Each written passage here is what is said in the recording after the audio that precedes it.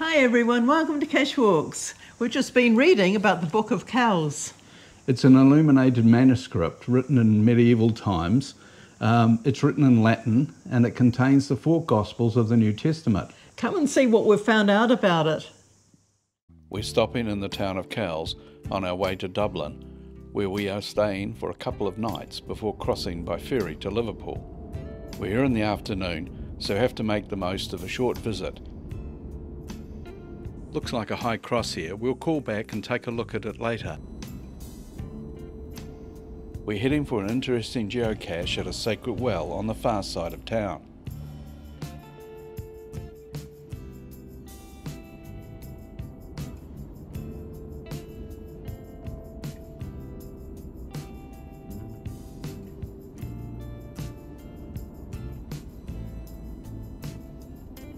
On our right, we're passing the site where St Columba established a religious settlement in 550 AD, home to the Book of Kells until 1654, when it was moved to Dublin for safekeeping during the invasion of Oliver Cromwell. The Book of Kells is sometimes known as the Book of Columba. We will call in there later. Let's find the sacred well and its geocache. Our GPS is tracking to the cache.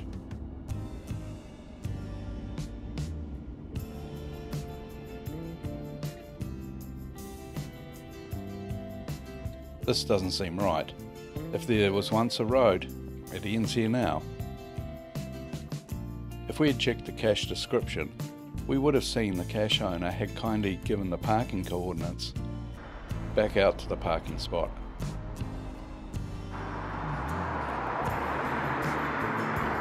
Right, we're 200 metres away from the cache. Okay. Got to cross the road. Alright, there's a sign down to the well. Yep, uh-oh.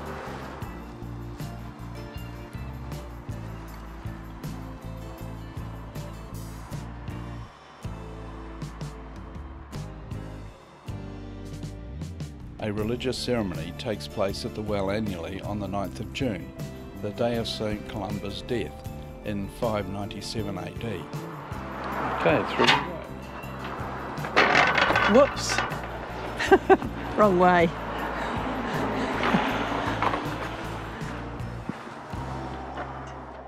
Here's a sign for it. Yeah.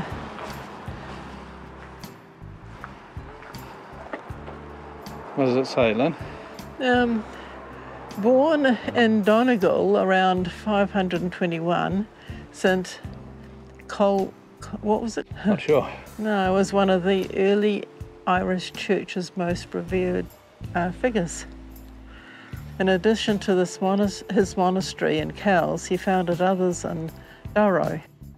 Holy wells with reputed healing powers are also located near each. Okay, let's go.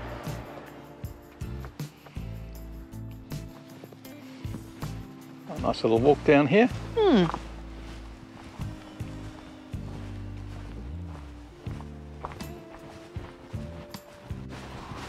So how far to the cache, Lynn?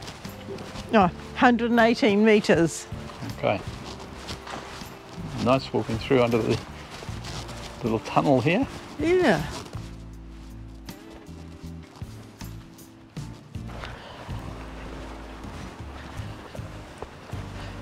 It was good looking at the waypoints. You know, like it was a bit confusing, wasn't it, with the parking? Yes, it took us to that sort of housing estate, didn't it? Yes. Yeah. But yeah, it's a good idea if it gets a bit confusing, look at the waypoint, and quite often they'll take you somewhere a little bit more sensible. I was lucky the cache owner had put it there. Yes. Ooh. Hello, we're near the cache. Oh yeah, 17 metres. How many? 17. And here's the well.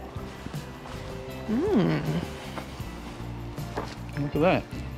It has been restored to the oldest known layout by the Kells Archaeological Society. Gee. This has been here an awful long time. In the 12th century, the monks at the nearby abbey may have taken their water from this well. People visit the well to pray and bring home water to drink, as the well is said to have a cure for a pain in the head. It's believed that this water's got magical powers in the well. Oh, that's So good. I'm hoping that it's going to give us lots of magical, nice powers. And here's some for you, Rick. Thank you, lad. We've both got to have them. I've got them a good measure. Okay, where's the cache, Lynn? I'm not sure. I'm actually reading the description, which is interesting. Okay, what does it say? It was talking about the in the fields, and it says here it was in this marsh, which was just over the way there, that the Book of Kells was found after having been stolen in 1007 AD. Wow. It's interesting, eh? Yeah, I think it had its, when they retrieved it, it had its cover ripped off it.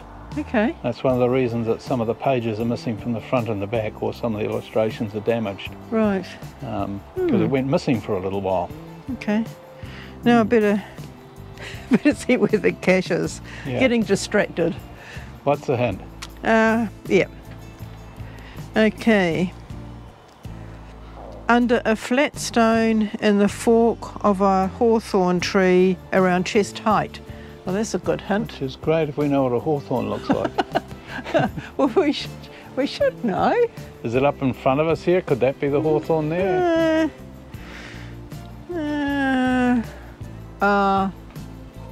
I think it might be this tree here. Oh, it's that tree, is it? It looks like it too. Actually, it looks like a Okay. good place for a cache. It sure does. I was looking at that while you were talking. Okay, a great place to hide a cache. Where would you hide it? Can you see it?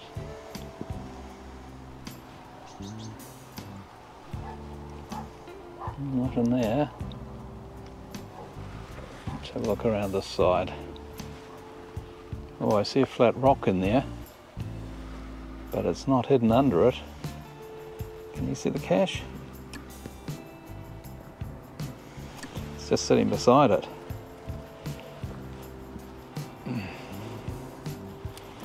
There it is. Nice little container. What's the date today? 25th, isn't it? Mm-hmm. This was last found on the 3rd of the 11th. Gosh. That's quite old. Hey. Since it was found before. Oh, such a neat place to come too.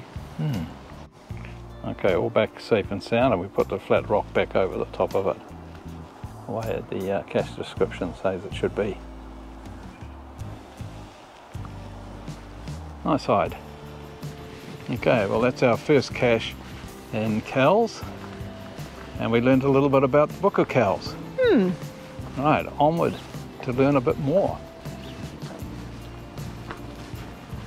Find another cache. Wow, here's another one of these towers, Lynn. Yes.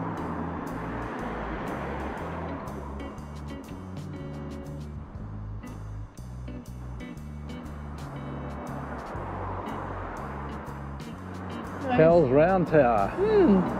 What does it say?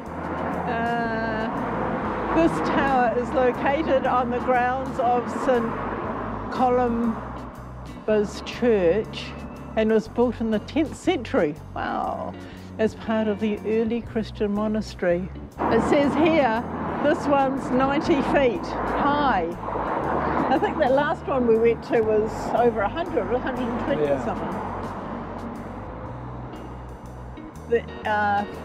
90 feet from the original street level to the base of its roof, and there's 6 floors, but no internal staircase. Wow. Access to the upper floors was by way of ladders. Each floor has one window. The raised doorway strengthened the structure and made the tower more difficult to attack. Sacred vessels and the Book of Kells were kept in the porticus. It was from here that the Book of Kells was stolen in 1007.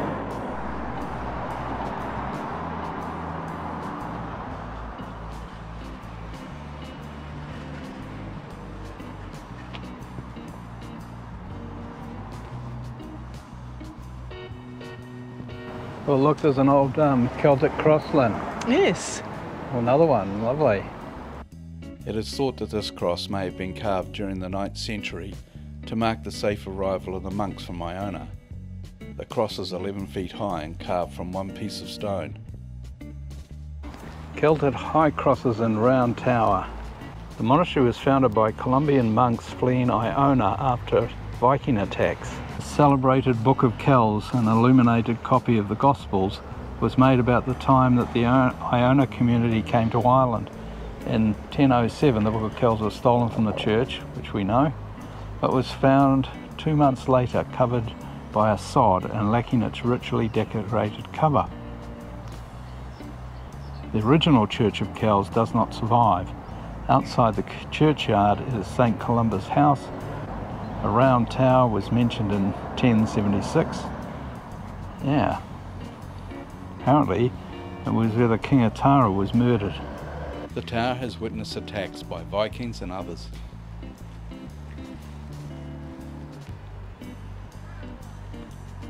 There's a doorway.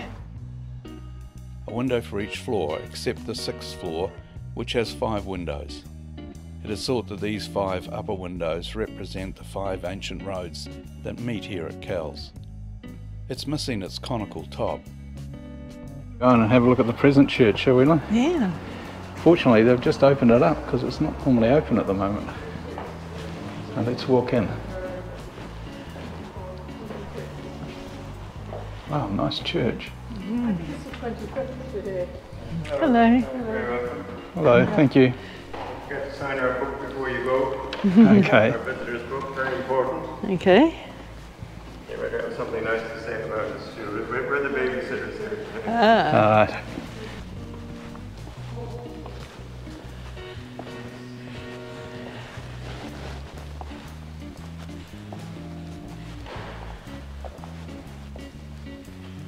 Here's a facsimile of the Book of Kells. This one we can photograph. The real one in Dublin, you're not allowed to photograph. But it's good they've got one here where it may have been written, or at least partially written. There's a display up here, which we'll go up and have a look at. I'm just going up to this display, Lynn. Okay. There's a stairway up to see the display.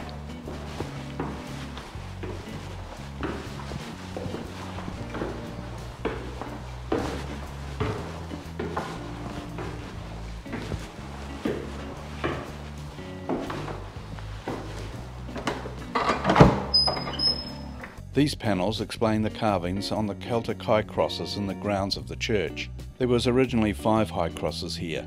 3 remain. 1 has been removed to another part of town. We passed it on the way in. And the base is all that remains of the 5th cross. Take photos on your phone so that you can identify parts when you're out in the grounds. And pages from the Book of Kells, telling you a bit about each one. Lynn is still down at the facsimile of the Book of Kells. Right, back down we go to have a look out at some of the Celtic crosses in the graveyard out here. Just filling in the visitor's book. Lovely tiled flooring in the entranceway, and then out over here. Well, that was nice. Now there's another one over here, another Said another couple, didn't he? yes, well there's one over here, but it's in pretty poor shape. It's been knocked around quite a lot over the centuries. The top's missing. It's a bit worse for wear, this one. It is. Sort of wonder how much longer they could leave them outside. Yeah, well, the weather's got to have an impact, doesn't it? Especially over thousands of years. That's right. And you think this was here when the Book of Kells was being written. A detail of the baptism of Christ. There's another cross down here. Can you see it? Now, when I first looked at it, I thought it was broken. but we just read on a sign there that it was unfinished, that the top part had never been added to it. That makes it quite interesting, very different to the other ones. Apparently that was to be added later, but never did. It may account for there being not so much illustration on the column here. It just may never have been finished. Yeah. This unfinished cross has a crucified Christ at its centre. You can see panels that have been marked out on the shaft, ready for carving. It's well worth a walk around. So many interesting things to see.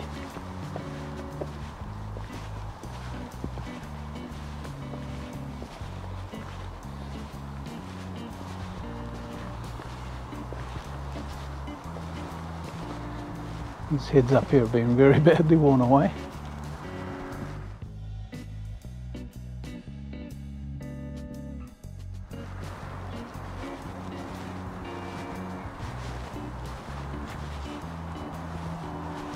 Could that have been the base of a cross once? Certainly looks as though it might have been. Don't know enough about them to be sure. It's really neat looking around, isn't it? It is. So many really cool things to see here. 3 Celtic crosses. I found a sundial around the other side here. Oh, great. I have to have a look at it. What do you think this was for? Well, I thought it might have been the base of a Celtic cross. Ah. I don't know. Do you think the cross could have come up from the top? I might go and ask the people inside, shall I? Yeah, it'd be interesting. Yes, it's a weathered stump. It's all that remains of one of the 5 great crosses. Judging by its size, the cross would not have been as tall as the other crosses here. The ancient sundial is just around here.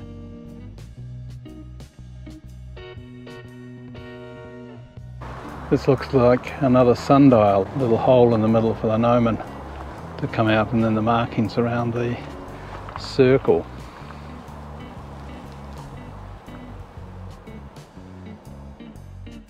We've got 1, 2, 3, 4, 5, 6, 7, 8, 9, 10, 11, 13, 14, 15, 16, 17, 18, 19, 20, 22, 23, 24. Maybe those are our markings around the edge. We're going to head down to another cross, which is sort of like the market, or the market cross. And it was used for executions. People were hung on it back in the 1700s. So we're just going down this way to see if we can see it and have a look at this really interesting Celtic cross. I saw it when we were coming up. Okay. I think it's down over this way. Not too sure. It's in over by those trees over there, Lynn. Okay. Over to the right, that Yes. sort of reddish looking tree, Yep. if I remember correctly. But I just glimpsed it as we came. But she said a large stone building. So I might be wrong about that. Just over here amongst the trees, Lynn. Yes. It was once known as the Gate Cross, as it once stood at the eastern gateway to the monastery. It has been moved more than once due to changes to road layouts, and more recently after being damaged by a school bus. This is the one that some people were hung from after a rebellion. Bit gruesome. It's a bit gruesome. Good they got it under cover though. It's going to hold out a bit longer. Yes, it's a good idea, isn't it? Yes. Look like there are deer all along the base of it. Yeah, it does. Is that a hunting scene? I think I can see some dogs. Yep. It definitely looks like deer up here. It's sandstone, standing at 3.35 metres high, carved in the late 9th or early 10th century. Like many other crosses of this type, it would have once been highly coloured. This side of the cross begins with soldiers guarding the tomb, and rises not to the scene of the resurrection of Christ, but instead to Daniel in the lion's den. On the right arm there is a man wearing a penannular brooch. You may just make it out if you look closely. Okay, shall we head up and see if we can find Columba's house? Yeah.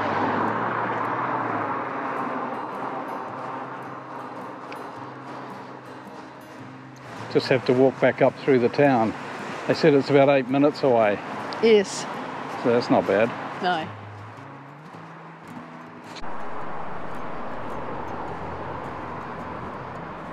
There's another Ukrainian flag, Lynn. We've seen them all over Ireland, haven't we? Yes, we have. And apparently they're taking a lot of refugees. Airbnbs apparently have been taken up with Ukrainian refugees. Yes. The government picking up the tab, I think. Yeah. That's quite good to hear. Yeah, it does.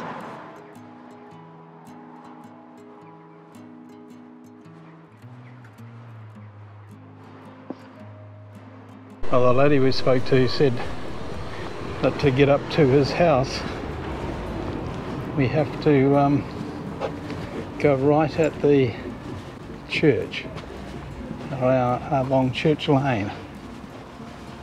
So here we are at the church. We're up Church Lane. You can see its roof sticking up above the houses in front of us, above that wheelchair sign. Can you see it there? Yes, I can. Yeah. Oh, looks like it's a bit bigger than I was expecting it to be. Yeah, Because people said it was really tiny. Looked tiny in the photos, didn't it? Well, it's either very tall or it's up on a rock. Well, I suppose it's small, but yeah. Would you call it tiny, Lynn? Not really. I don't know if I'd call it tiny. No, it's thin and tall, really, isn't it? Tall roof on it. Looks like there's a gate in there. I hope it's open. Let's see. Whoops, No, it's padlocked. it's padlocked. Oh well. You get to see the outside. It's called St Columba's house, although it mostly dates from the 10th century. It may have been built to house the relics of St Columba, which were brought from Iona. Oh, that's quite cool, isn't it? Yeah. All right. Oh well, back down. Back down to find the car. All right, off we go. Imagine the weight in the ceiling, in the roof. Yes, All those. with all those stones. Yep. You know, we think tiles are heavy, don't we? But well, those stones would be super heavy. Yep. Looks strong, though. It does, and it's been there an awful long time. We're going to Dublin to see the Book of Kells and have a look around there, and there's some geocaches to be found there as well. Okay, it's a Saturday morning and we're in Dublin and we're heading to Trinity College to see the Book of Kells, and we've parked in our parking building just behind us over there, and we're going for a little bit of a walk because it's a lovely morning, bright sunshine, so we'll have a little bit of a look around Dublin as we walk towards the college. This is a nice footbridge here, Lynn. It is. Look at the lovely boat there. Oh yeah, it's an old sailing ship. That's pretty cool. Imagine rigging it. Yeah.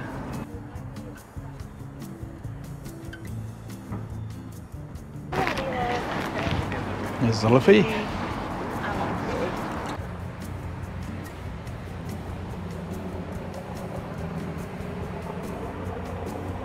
We've made a new friend here.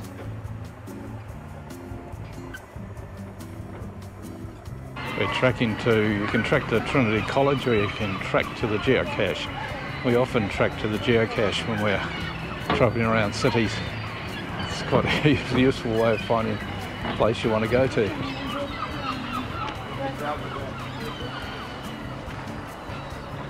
How far, Lynn?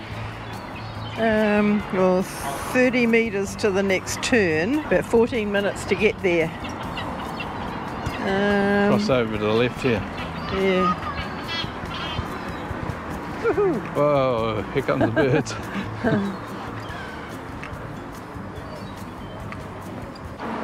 The pretty flowers.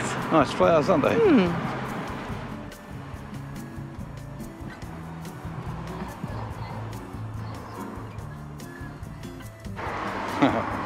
Now there should be a geocache there, Lynn. That's right. Remember that one in France? Yes. In Paris? Yeah. Yeah, well, the saddlebags had the logbook in it, didn't It was a beauty. It had all sorts of nice swag in there too. Yeah, we've got a cache book about that if you're interested. Here we are at Trinity College, University of Dublin. Right, we're heading off to the bell tower. It's a time ticket, so it's 20 past 11. So you might go find the cache first. Okay, we're off to get the cache. It's a virtual Right. and it's 85 metres away. Okay, let's go. Okay, this away.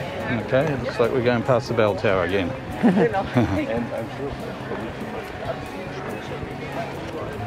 Right, this is the first virtual cache published in Ireland for 13 years. It's interesting. Okay, short virtual in the grounds of Trinity College, Dublin. Okay, you should be standing near a bell tower dating from 1853 and one of the Trinity's most iconic landmarks. You need to find the door shown below, and there's a picture of it here. Okay. And take a photo of yourself in front of it, holding something Irish. Okay, what have we got that's Irish? But the only thing we've got is the $20 20 euro 20 euro note. note here. Well, they'll have something Irish on. They'll have an illustration on it. It should be fine. That'll be okay. Right, let's head off. Okay. And we're looking for a door with a lion's head door knocker. We are. It's located less than 100 metres from where you stand. Okay, so somewhere around in this area here. Not on that door. Let's have a look up here. No, those doors don't have it. Okay, I can't see one here, Lynn. No. Onward we go. Let's move on.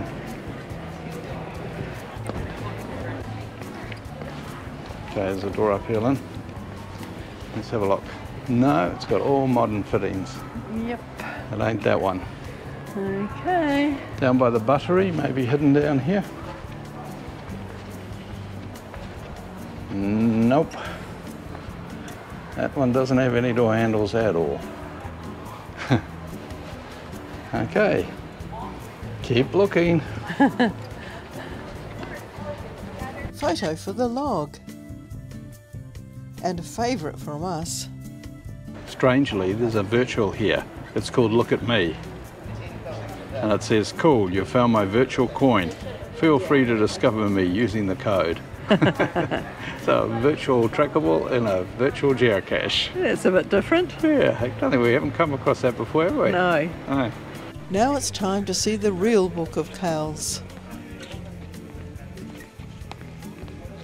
We booked our tickets online months ago before leaving New Zealand, as we knew so many people visit to see this famous book.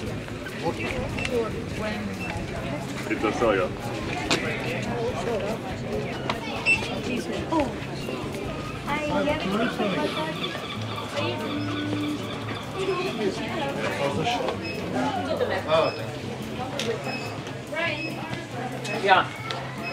Well, 2 days, not for next week. Because next week Information on both sides. Brochures inside.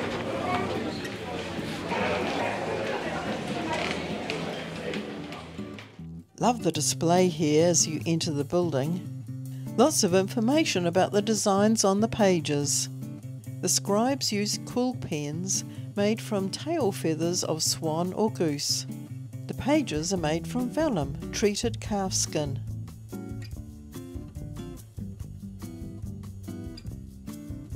There's a great display on what they use to make their own ink and the pigments used to colour the pages. They used a product called iron gall black ink to write with.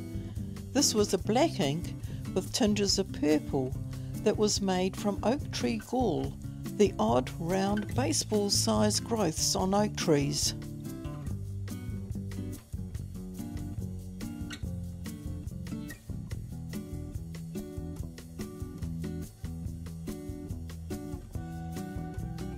Brushes were used for painting.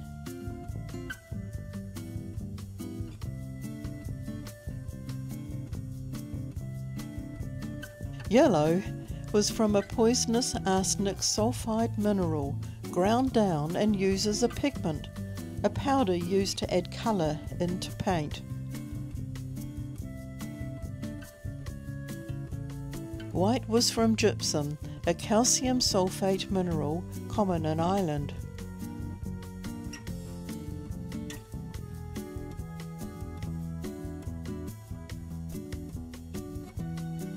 Blue was a dye extracted from the leaves of the woad plant. It could be mixed with gypsum to make a lighter blue. For red and orange they used red lead, a toxic lead oxide pigment. Many pages were full of colour. Then it's in to see the real book.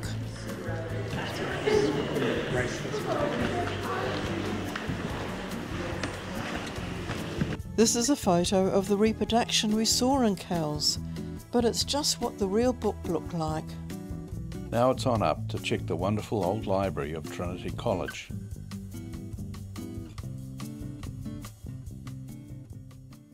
The Book of Kells used to be on display here.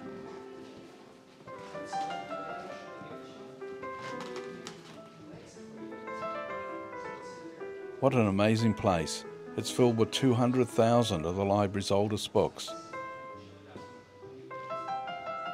Marble busts line the long room. The busts are of the great philosophers and writers of the Western world.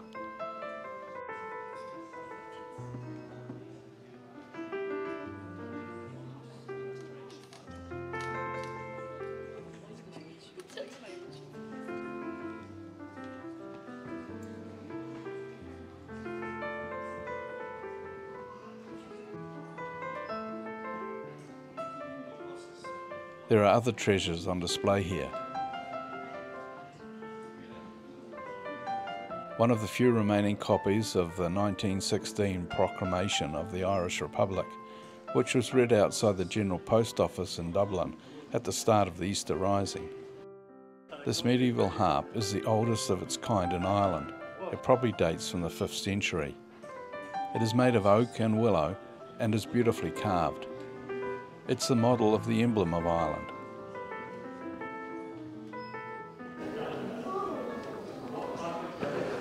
It's down to the gift shop. We're going to pick up some souvenirs and a gift. A book about the Book of Kells. Okay, get something for Paco. This looks really nice, doesn't it? Yeah, it does. Oh, it's got all the lettering. Yeah. And the Book of Kells on it. Yeah, that's nice. Cool. Oh, well, let's get that. Okay, get that for him. And I've got my book.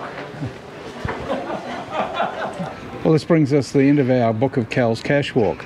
We've had an enjoyable 2 days, one up at Kells and now back here in Dublin where the real Book of Kells is kept at Trinity College. And there was a nice geocache as well. That's right. Thanks for watching. And don't forget to go geocaching.